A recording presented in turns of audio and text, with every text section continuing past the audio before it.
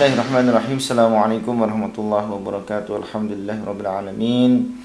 Assalatu wassalamu ala nabiyyina Muhammadin wa ala alihi wa ashabihi wa man tabi'ahu bi ihsan ila yaumiddin. Asyhadu an la ilaha illallah wahdahu la syarikalah wa asyhadu anna nabiyyana Muhammadan abduhu wa rasuluhu la nabiyya wa la rasulahu ba'dah. Alhamdulillahirabbil alamin. Ma'asyiral muslimin yang semoga dirahmati Allah Subhanahu wa taala. Pada kesempatan kali ini kita akan mengkaji syarat-syarat istri, ya, calon istri menurut syariat.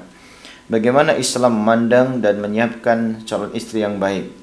Az-zawjah, qala musannif rahimallahu taala nafa'anallahu bihi wa bi ulumihi fi daraini, yushtaratu fi zawjah, disyaratkan di dalam calon istri ini kaunuha untha yaqinan, yaitu memiliki atau jenis kelamin perempuan secara yakin. Maka tidak diperbolehkan jika dia memiliki kelamin ganda. Ya, sehingga kelamin perempuan ini harus jelas, harus benar secara biologis, secara kesehatan. Kemudian ta'yin, harus ditunjuk.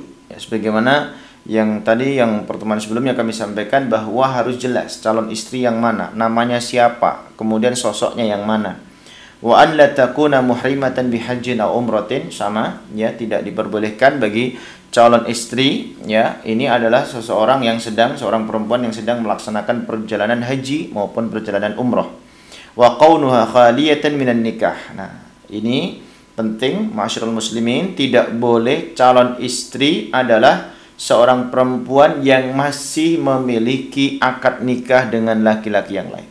Sekali lagi kami ulang, ini adalah masalah yang sangat penting yang tentu harus dipelajari, tentu harus difahami oleh masyarakat kita, oleh kaum muslimin, bahwa tidak diperbolehkan seorang perempuan itu menikah dengan suami yang kedua.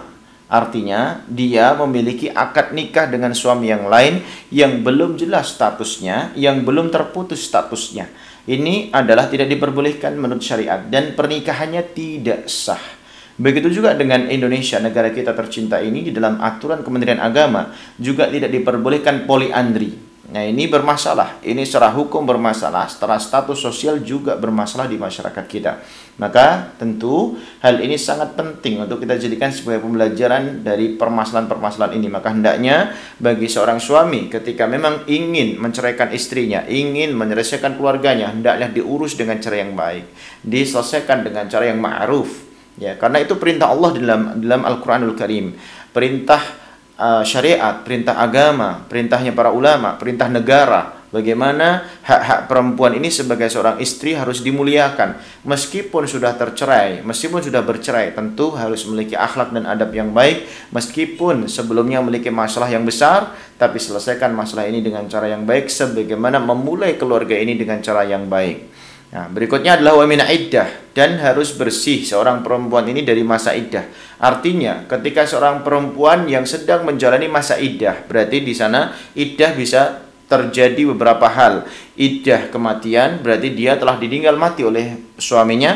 Ada iddah perceraian, berarti suaminya menceraikannya, kemudian dalam kondisi hamil. Artinya iddah ditinggal meninggal suami atau ditinggal mati, atau ditinggal cerai atau diceraikan oleh suaminya dan dalam kondisi hamil. Itu diantara bentuk-bentuk iddah. Maka iddah ini harus bersih dan harus selesai. Ya, iddah adalah masa menunggu ketika seorang perempuan sedang menunggu proses, ya, proses di mana dia harus bersih dulu, harus selesai dulu, baru kemudian diperbolehkan untuk memberlangsungkan akad nikah dengan suami yang baru. Atau bahkan sebelum selesai masa iddah, jika dia masih dalam koridor tolak raj'i atau tolak satu maupun tolak dua, maka dia masih diperbolehkan untuk rujuk kembali, untuk kembali merajut bahtera keluarga kembali kepada suami yang pertama. Kemudian ghairil khatib, tidak diperbolehkan bagi para pemuda, ya, sahabat-sahabat sekalian, masyarakat muslimin sekalian, bahwa tidak diperbolehkan seorang pemuda, seorang laki-laki menikahi seorang perempuan yang sudah dilamar, menikahi seorang perempuan yang sudah melaksanakan lamaran atau khitbah. Nah, ini tidak diperbolehkan menurut syariat. Ini merupakan persengketaan dalam keluarga yang jelek, yang buruk, ya, tentu harus dibahas secara baik, musyawarah secara baik. Jangan sampai dalam masalah seperti ini kita gegabah, kita serakah. Kemudian berikutnya adalah wa an la takuna mula'anah. Nah, ini seorang istri tentunya tidak diperbolehkan seorang istri yang sedang dilaknat oleh suaminya. seorang istri yang sedang dilaknat, ya, dalam proses pelaknatan ini maka tidak diperbolehkan menurut syariat untuk menikah. Artinya selesaikan dulu proses ini, bersihkan dulu proses ini, baru kemudian merajut keluarga, bahtera keluarga yang baru. Wala khamisatan in kanat zaud khurran, dan tidak diperbolehkan bagi seorang perempuan ini adalah sebagai istri kelima. Ya, ini istri kelima tidak sah, pernikahannya tidak sah dan dihukumi haram. Artinya seorang perempuan, seorang laki-laki hanya diperbolehkan menikahi 4 istri saja bagi laki-laki yang merdeka, dan bagi laki-laki yang budak maka hanya diperbolehkan untuk menikahi 2 saja. Artinya perbandingannya adalah setengahnya. Jadi kalau budak boleh menikahi 2 istri, kalau laki-laki merdeka maka boleh menikahi 4 istri.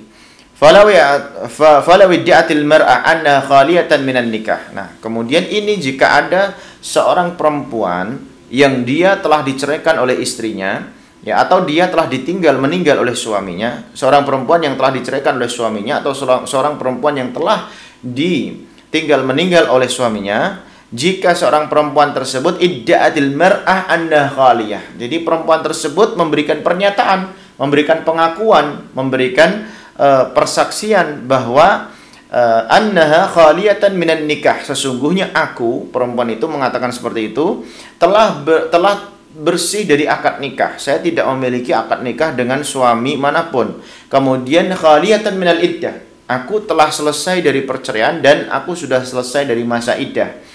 Qubila qauluha, maka perkataan perempuan tadi boleh diterima, ya, boleh diterima, ya, lil wajaza lil waliyyi khassan kana.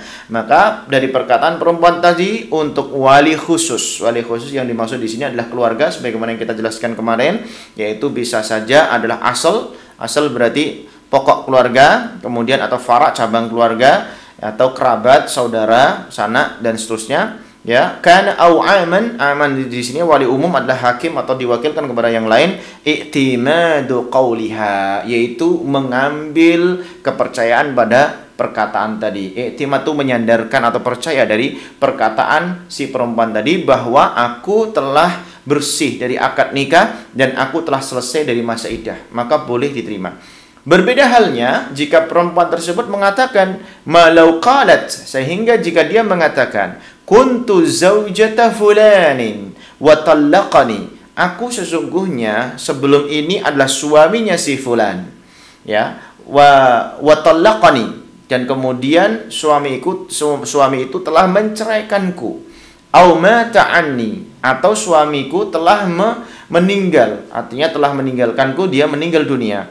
Fala yuqbal qauluha, maka tidak boleh diterima perkataan ini binisbah lil wali am, untuk wali yang umum. Wali umum itu artinya bukan dari keluarganya, bukan dari nasab, ya, keluarga, maupun bukan dari kerabat, atau bukan juga dari hakim. Nah, siapa yang bisa nerima? Illa bibayinat, kecuali dengan tanda bukti yang benar. Apakah dia ketika menyatakan seperti itu benar, tidak berbohong, ada data yang valid, ada data yang jelas, ya. Bikhilaf walil khas, berbeda halnya dengan wali khusus, yaitu keluarganya sendiri, bapaknya, kakeknya, adiknya, kakaknya, pamannya, dan seterusnya, yang tentu mengerti, tentu tahu tentang keluarganya tersebut. Fa innahu lahu i'timadu qauliha, maka jika dia adalah wali dari kerabat keluarganya sendiri, maka diperbolehkan untuk percaya dari perkataan perempuan tersebut. Jika perempuan mengatakan aku adalah suami dari si fulan dan si fulan telah menceraikanku, atau aku adalah suami dari si fulan dan si fulan telah meninggal dunia.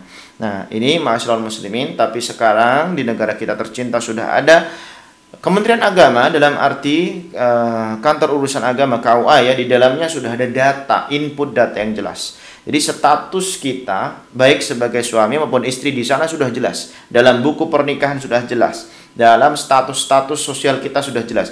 Maka dengan demikian, kalaupun dia seorang perempuan tadi berbohong, maka tentu data di sini sudah ada. Kalaupun ternyata data juga tidak ada, maka harus ada saksi, sehingga saksi itu memberikan pernyataan, memberikan pengakuan, memberikan bukti bahwa apa yang disampaikan itu benar-benar terjadi, dan perempuan tersebut baru diperbolehkan secara syariat untuk menikah dengan laki-laki yang lain atau dengan suami yang lain. Demikian yang bisa kami sampaikan pada pertemuan kali ini, semoga bermanfaat.